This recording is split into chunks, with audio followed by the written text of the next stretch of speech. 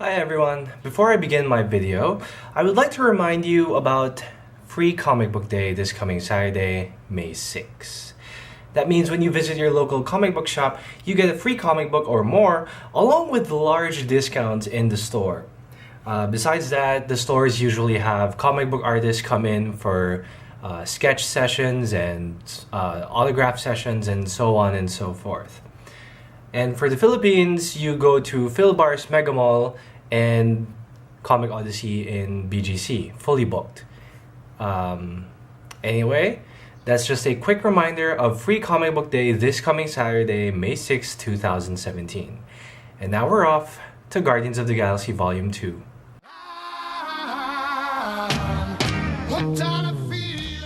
I'm not very good with reviews, so here we go. My first thought was that soundtrack-wise, Guardians 2 doesn't have that same impact as the first, but story-wise, Guardians of the Galaxy Volume 2 for me is much better than 1 because I love this dynamic that they were talking about family, how Rocket and Yondu were both beings who were experimented on and tortured, lost souls, finding each other to become friends. Then we also have Star-Lord and Ego, his dad. It was already said in the trailer, it's barely a spoiler. That relationship between father and son that Peter never had because he felt like he never had a dad, despite the fact that Yondu was pretty much being his dad this whole time. There's also the relationship between Gamora and Nebula, sisters, and how they had to survive under Thanos.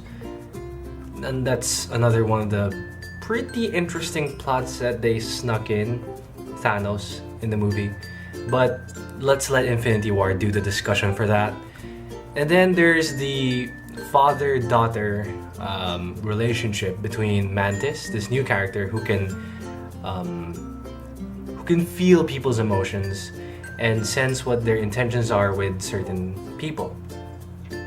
As seen in the trailer, when Mantis said that Star-Lord has sexual feelings for Gamora. Now, let's go to the relationship between Drax and Mantis. Mantis is like this innocent little kid who was sheltered her whole life by Ego the Living Planet, who is Star-Lord's dad in this movie, not Jason. Anyway, going back to Drax and Mantis. Drax is a father who is missing his family. He is missing his wife, his daughter, who were killed by Thanos. He has a lot of sadness inside him, but he tries to hide it as much as he can. That's just a lot of what I got from Guardians of the Galaxy 2, the family dynamic. And now we go to the other characters. There was Aisha, head of the Sovereign, who is this all gold-plated people who are very nitpicky about things, very perfectionist, very annoying, if I could say. Then there's Yondu, who is still pretty much acting like Star-Lord's dad this whole time. He has regrets for what he's done in the past, but he did what he had to.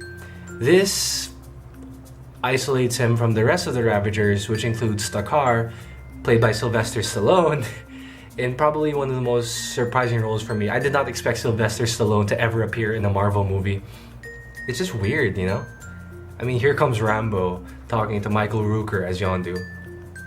And it's Stakar who exiled Yondu because he felt that they were doing something wrong and that the Nova Corps would be arresting everyone if they did.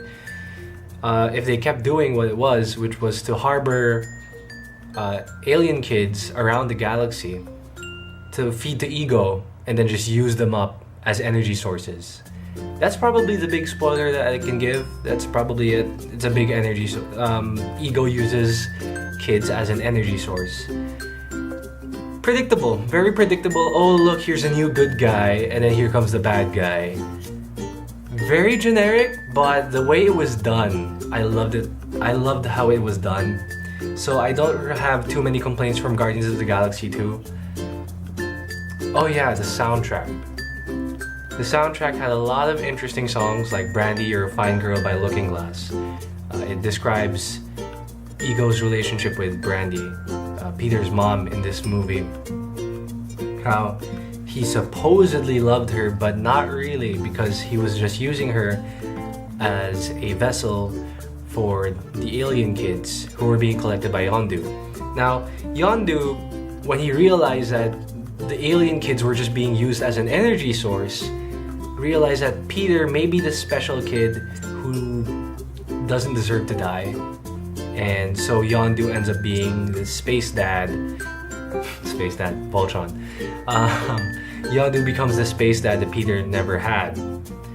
It was sad when Yondu died, because you finally get this relationship that Peter has always wanted and didn't realize that he already had. And anyway, with Yondu's sacrifice, Peter is saved. The Guardians of the Galaxy suddenly have a sort of lineup change. We have Kraglin, who's taken over for Yondu. Kraglin is played by Sean Gunn. There is Star-Lord, Gamora, Drax, and now teenage Groot. Because this whole movie, Groot was pretty much he wasn't really doing anything. It was just a lot of Groot fan service, especially during the intro. There's not much to say about Groot. I mean, the post-credit was fun. He was a teenage Groot now. So it's like he has his DS and he's like going like this, like, I am Groot, like that. Oh yeah, the cameos. I love the cameos. We got a cameo from Howard the Duck, who was hanging out in some sort of space bar. David Hasselhoff, who was Peter's idea of what the space dad would be, but never got. Okay, first of all, apologies because the camera died. Anyway, let's go to my final thoughts for the movie. Post-credits. The first post-credit that I recognized was The Grandmaster from Thor by Jeff Goldblum. It's just Jeff Goldblum being Jeff Goldblum. What else is there to say? He was dancing in the credits. Then we have Aisha, who has Adam Warlock, a critical character as I read on Wikipedia. Adam Warlock is the holder of the Soul Stone, which is the last piece of the Infinity Stones that we have yet to see in the MCU. Aisha calls him the perfect man, the next step in the Sovereign's evolution. That's pretty much all we got for Adam Warlock. That's all there is to it.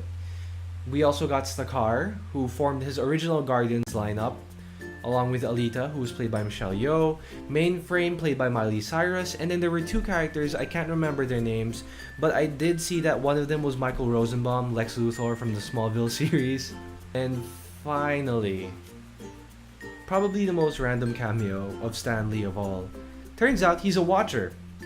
And the Watcher is a group of characters who, as by their title, watch what's happening in the Marvel Universe, but they do not interfere.